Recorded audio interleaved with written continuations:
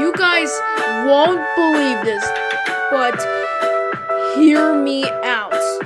I got the Zach Nolan mask from Camping 2. Well, yeah, look at this. It's just like the game's mask. Oh my goodness.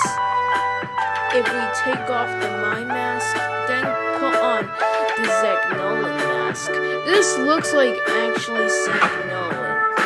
And I think I should update this. And if you guys wondering, oh, this is fake.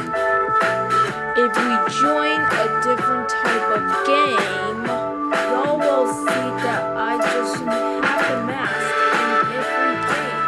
Like, look at this. Yo! This is amazing. This is like one of my dreams, of course. I always wanted it like this kind of mask. And yeah, this should be like my Halloween costume for Roblox. Like the Roblox Halloween event. Yo, I love this so much. Also, it only costs like 95 Robux, but it's also limited too, so like if you guys want this mask, then quickly buy this. Of course, it's only like 95